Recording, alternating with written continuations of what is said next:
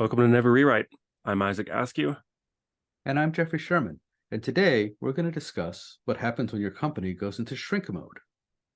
So most companies, or not most companies, but there's a roller coaster of good times and bad times. And your company can have bad times and good times and good times and bad times. But things are getting not great out there in the software world.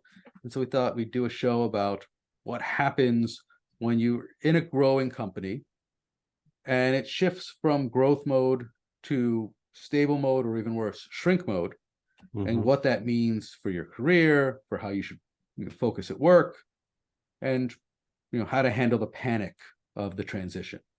Because it's not like the company says, "Oh, we were growing and now we're going to be shrinking," but don't worry about it. Like it's not a "don't worry about it" kind of a thing. There is reasons to worry. Got it.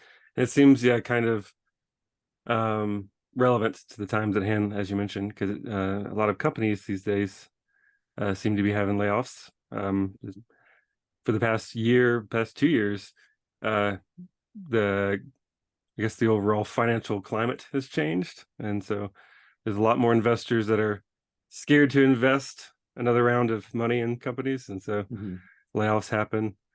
Is that kind of what spurred this conversation today? Yeah, I've had at least 3 different friends involved with layoffs in the past couple months. One friend, his company missed payroll a couple of times. Oof. They eventually got the next round of funding and they made it through, but these are things. And as somebody who's been around for more than 20 years, this is at least my 3rd cycle. But it's different between, there's the initial panic, right? There's a layoff. No matter how well or poorly it's done, there's a panic where, okay, panic time, layoffs, who's gone, right? Who's gone, and now who's going to have to pick up all the extra work, and what is all the extra work? And I don't have any good advice for how to get through the panic. Like it sucks and it's terrible, and I have no notably good advice. What I was thinking about covering was kind of the new normal.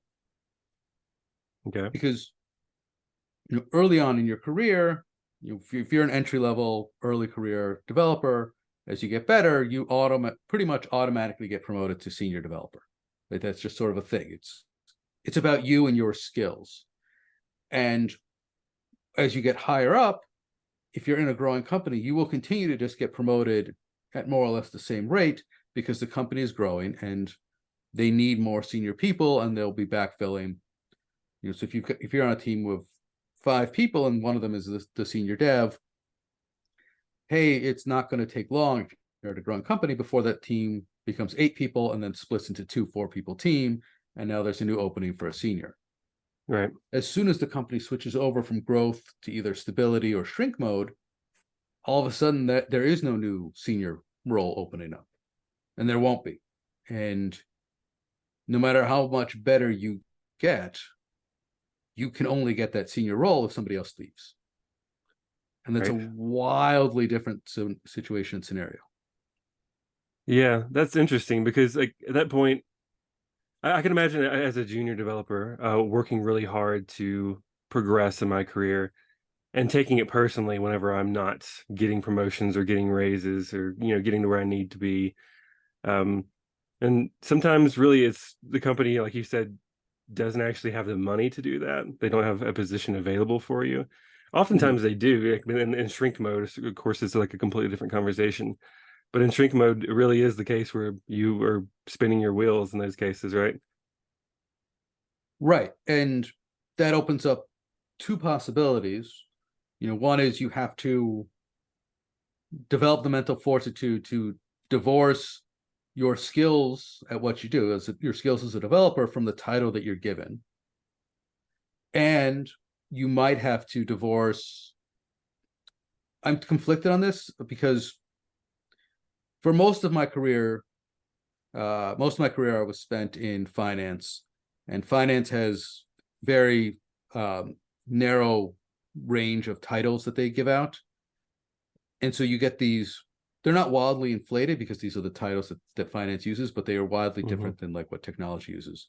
So for a lot of my career, I was a managing director, I was director, I was a vice president, but Oh none of yeah, these it were sounds fancy. managerial roles. That's just like, well, that's the next rung up. It's but they didn't create special titles and roles for developers. They just like, well, no, that's the next rung up. You're a managing director. Even if you have no reports, you're a managing director. And so Interesting. to me, I was, and I've discovered that this was actually a very privileged position of, I was privileged to be in a position where titles didn't matter. And if you're in a more traditional not finance, if you're in a more startup-y or just general software role, titles matter a lot more. Right. And so one thing you might want to consider if you're in a company that's static or shrinking, asking for the title with no raise,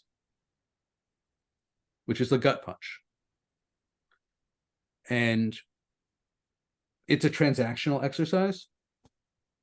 So if you divorce your role, like you're a developer and you're doing this well and you're like super awesome and you deserve to be promoted to the senior role because you're doing senior level work or even staff level work or lead contributor level work, but the company doesn't have the money, or just yes, you're doing the work, but we don't have any roles open for that because of the structure. It would break the structure. You can ask for the title with no raise. Like, hey, look, I know we can't afford it right now, but I'd like the title anyway because it's my career. Right. Right? I don't want to pause my career for the company. And it is a transactional thing that you're asking for, because the implied threat is I could leave and go get this title elsewhere with a raise. I'm willing to stay and I ask for the title, and then eventually you're either going to have to pay me or I'm going to leave and get the money, because the title will then make that even easier Right. into the future to get that.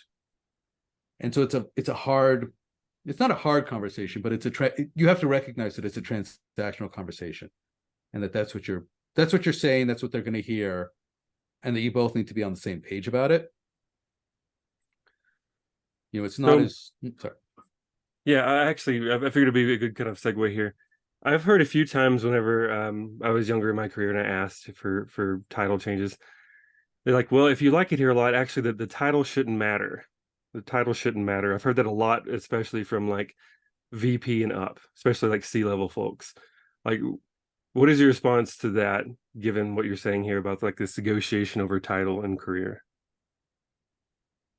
Anyone who says that to you is full of shit. And no, look, we don't do titles is a valid answer. You're not ready for that title is a valid answer. Right. I can't give you the money that title goes with is a valid answer. If you like it here, the title shouldn't matter is not a valid answer. That says that your career means nothing to me. That I don't care about you I don't care about your life outside this company. I don't care about your life long term. Right? The average length of employment's 3 or 4 years. Unless you're in your 60s, this isn't your last company. It's not your last job. And not giving you a title because they don't want to do it is hurtful to you. Right. That's good to have this as part of the negotiation, especially if you know, hey, what's it killing you? The company is shrinking. I'm not asking for more money in this case. I just want the title to help out my career. What? Give it to me. Right. It's hey, you can't give me anything else. Right. And I've worked at a company that had 2 titles. It had software developer and it had senior software developer, and senior software developer was almost impossible to get. But there it wasn't a case of, well, you can't, what's it matter? It was, well, we only have 2 levels and you're not ready for the super senior level that is senior at this company.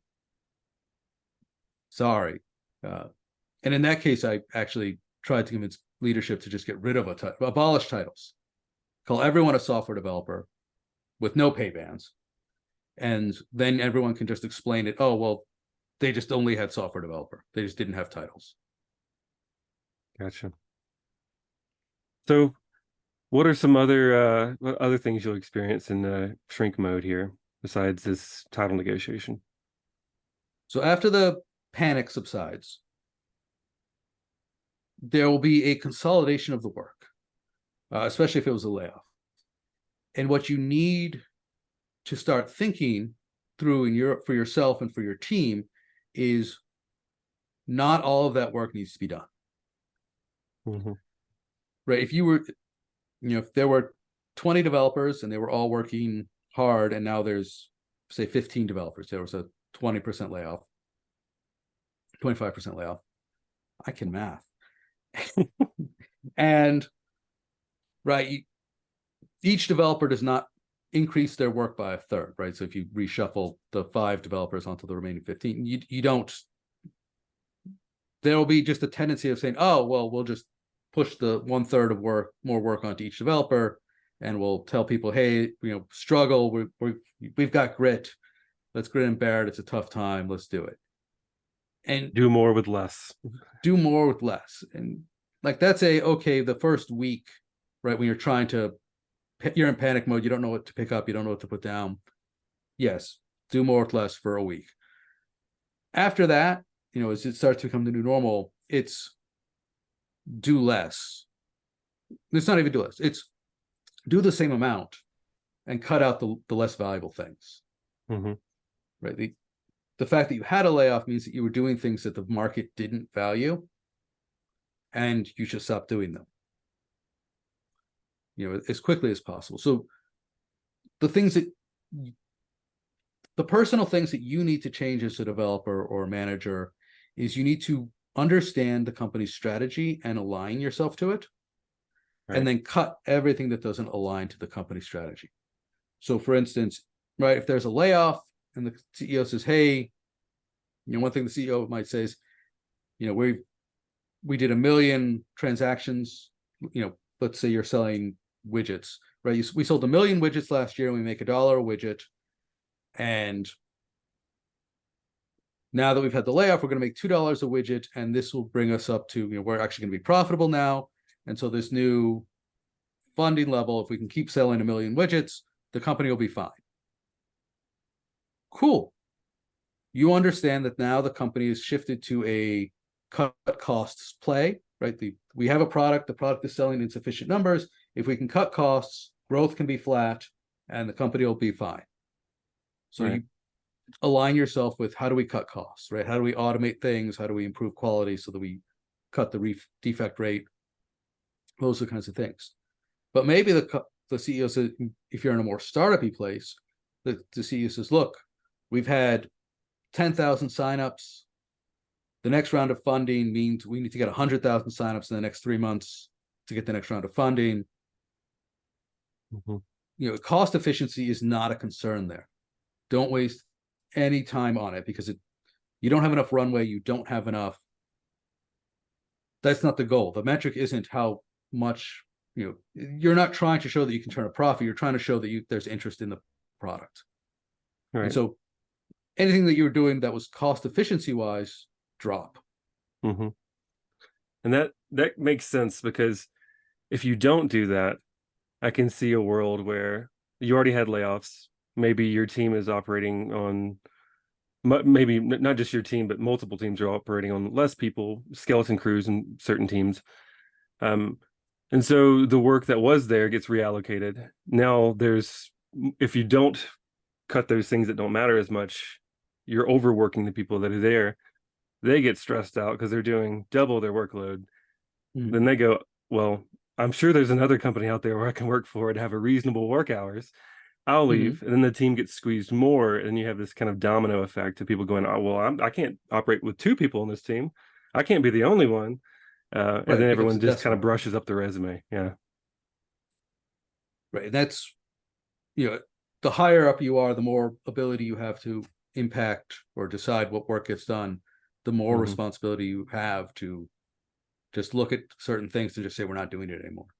Right. Yeah. If you're in a cost control thing and you are experimenting for the next version of the widget, maybe cut that. Maybe it's not time to if it's software, it's time to switch everything to boring technologies. Don't try to figure out if the new framework would let you guys do twice as much in a year, right? It's not a good try in the environment where you're trying to cut costs. Don't experiments are expensive. Mhm. If you're trying to get people to sign up and you've got a team that's working because the databases get overloaded, don't try to figure that out. Just bump up the database amount, because for the amount of time you've got for your runway, Exactly. Yeah. it's cheaper, right? Because the worst thing that could happen, well, not the worst thing, but a bad result would be, if you've had 10,000 signups a month, investors want you to get to 100,000 signups a month, and you're spending time tuning the databases, and you end up with 80,000 signups a month. And, Right. and the databases are cheaper. That's not going to get you that next round of investment. Yeah, you can throw money at the problem sometimes to buy that, rather than throw people at the problem. So it's like, I guess, depending on how high up you are, you have to kind of take those concepts into consideration. Can I just go ahead and slap a quick fix on this thing? That way we can work on the features that matter, that will get us to this metrics that we're trying to hit. Mm-hmm. And if we can't, like, just what other things can I shuffle to make it there? Right. And these are often really tense, really stressful conversations, no matter where you are, because if you're a developer, even if you're fresh out of college or fresh out of high school, even, the most junior developer possible, and you've survived the first layoff, and now a product manager is saying, hey, I need you to change the color of the logo. It's very hard for you to say, okay, but how does that save, if you've switched to cost cutting mode, how does changing the color of our logo help us save money? For sure. Right. That's a hard thing. That's a very confrontational question, but you have to ask it. Yeah, I can see that. I can see this being an opportunity for folks to actually, like you were saying, you should understand how your business is making money, understand the products, understand like your goals. Because I can see this would directly highlight the bread and butter pieces of your organization, the parts that are making the money. Mm-hmm. And so you could see like a focus towards those products. So how do we make those more efficient, cut costs there, automate those areas? And if you're the folks that stick around and you actually, like, want the thing to succeed, you've got to start asking those hard questions. Why do you want me to change this color? Why do you want me to work on this test versus that test, this feature versus that feature? Because then you can see very directly, oh, well, these are the things making us money. Mm-hmm. We killed these product lines. All right, now I'm starting to become a bit critical about the work that I've been put on, because it seems like we really need to be doing the things that are just making the business money, or putting us in survive mode, so to speak. Right. And this, as the pressure comes on, you have to remember that you are also, a person. You are not the company, right? The company is not you. You are not the company, and you also have to manage things for yourself. So we talked about the transactional nature of asking for a title without the raise. There are also times, depending upon what the kind of things going on in the layoff, you might need to make a tactical transfer. So if you're in a big Fortune 500 company, there are always going to be divisions that are growing, and there are going to be divisions that are shrinking, and divisions that are staying still. And this may sound transactional, it may sound mercenary, but if you're in a company, in a division that's getting downsized, and there's a division that's still hiring, it is not wrong, it is not shameful to take an internal transfer to a division that isn't shrinking. Right. Like, get over the guilt, or it's easy to say. Do not feel you should not feel guilty. You should not feel like you are people. Let me back up. Let me take a different tack. Managers will often try to make you feel guilty for leaving. Right? In a shrinking environment, oh, things are going so bad, but we we saved you at the last layoff and we have faith in you and we need you to help pull us through. And, maybe if you're a mission-driven company and you're doing something that has an impact and you care about, but 99% of us are mostly in it for the paycheck, and that's fine. I can believe in the company and I can believe in the product, and I could still mostly be doing it because they pay me. You shouldn't feel guilty about that. It's fine. It's not like you're working for a spammer and the product is harmful. It's, hey, I'm selling email services. Cool. It's not necessarily world changing, but it's a good product and a good service and customers like it. But I'm not going to, don't let anybody tell you that you personally need to take a hit because the company is taking a hit. If the email services division is doing bad, but the consulting services division is doing well, there's absolutely you should feel no guilt for transferring to the consulting services. Got it. It's more of a survivability thing too. If you think, okay, well, I know that one's growing and that one's doing well, I don't want to be part of the next layoffs if this particular product isn't doing well, because it seems like they're just trying their best to keep it and keep it rolling. Right. It's silly to be like, I feel guilty for looking out for my best interest. It's like, to be guilt tripped into thinking you're hurting the company by doing this. You're like, well, hey, I have bills to pay. Well, and I've seen it. To me, this is an insane. It's not an argument that would resonate with me ever, but I've seen it used multiple times. So I'm guessing it's an argument that does resonate. This idea of guilt tripping. Remember, if there's a layoff, that is 100% a leadership management failure. They may not be the ones taking the brunt of the hit, but they're the ones who hired people and didn't see the downturn or the shift coming.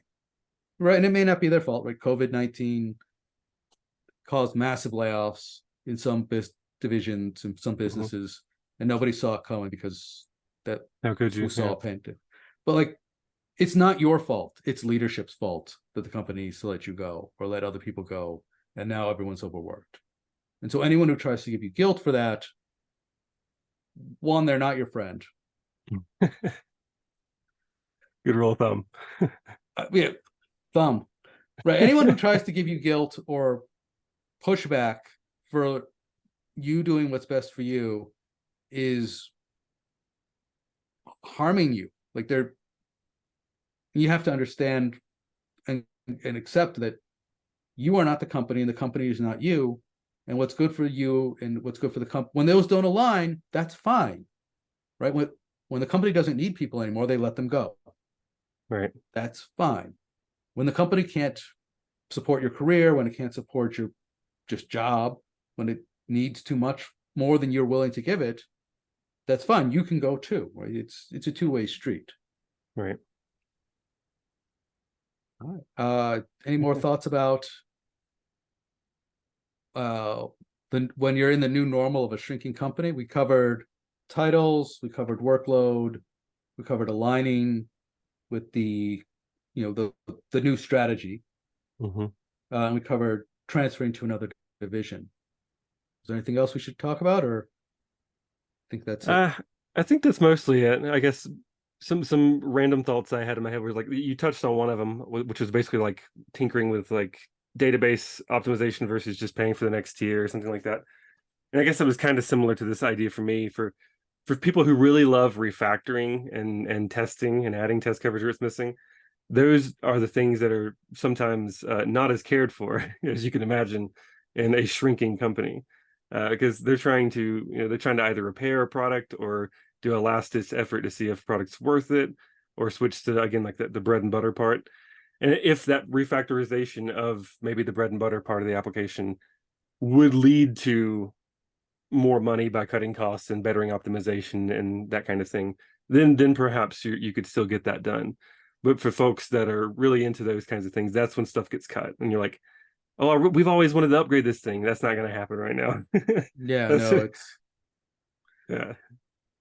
Yeah, it depends on what the new thing is. If you're shifting to cash cow mode, there might not even be an attempt to ever come out with a new version. Hmm.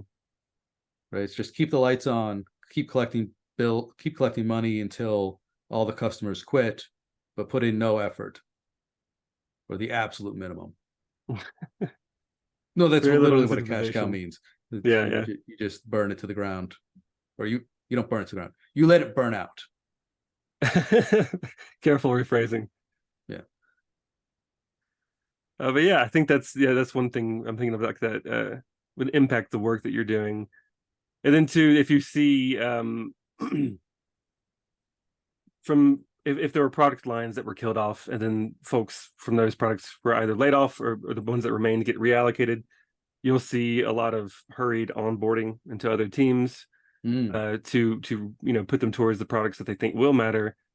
A sudden abandonment of all the other products that people don't care about, or like or a vaporware kind of uh, indefinite suspension of certain products or projects that we were working on. Um, so your work changes, and suddenly you get stuck with onboarding people, and then a lot of new meetings about maybe how we're going to restructure uh, selling things. Uh, God, I'm exhausted just thinking about those meetings. Uh, that's about all I yeah, got for it. Yeah. it's less of a strategy, more just of a general good practice. The I don't remember who said it, but somebody once said, documentation is a love letter you write to your future self. Yeah, I Never like that more one. true than in a layoff, where especially for the next person, who might be coming on from another team, it's always a great time to write documentation. In fact, I can see that being one of the worst things to not do at that Mm-hmm. point. Not on top of layoffs and team relocation, now you've got to spend, instead of days going through well-written uh, documentation and readmes and onboarding that way, weeks trying to like better the documentation on services that all the new people can't boot up because it wasn't up to Right, date. because the doc side of things. Yeah. One last point that I just remembered along this line Hmm. uh, was told to me by my first manager, and it's true and it's counterintuitive. The worst thing that you can be in, uh, there's a tendency there's a subset of people who are like, oh, I'm not going to document this stuff, and I'm not going to teach, and I'm going to be the only one who understands this code, and I'm going to be unreplaceable. Oh.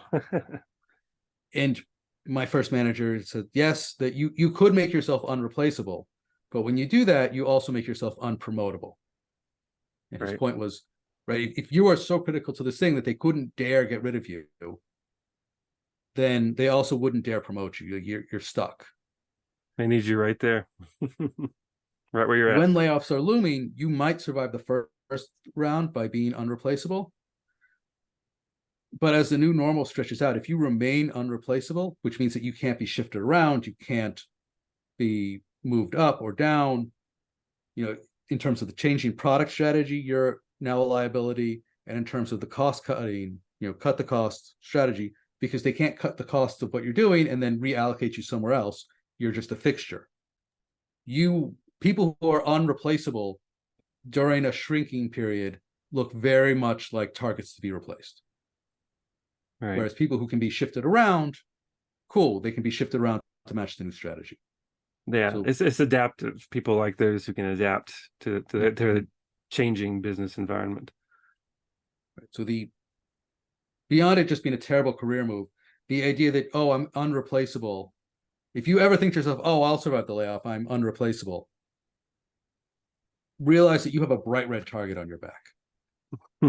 Start working to make yourself replaceable, because otherwise they will want to get rid of you just to get the pain over with, because they might not even care. Like, it might just be, oh, we can't replace this person and they're critical and they make it too expensive, so we're just going to cut that product completely, and now suddenly you're not even needed. That, or start telling you, hey, we're going to train you to start delegating a lot of those responsibilities, and they Mm-hmm. suddenly make you replaceable by training everyone else to do bits and pieces of it. That's the polite version. Yeah. That's no, like they're doing you a favor if they force you to make yourself replaceable. They are doing you a favor. Yeah. Because the alternative is they'll just cut.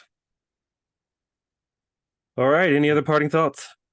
No, I'm Jeffrey Sherman, and this has been wait. And I'm Isaac Askew, and this is Never Rewrite.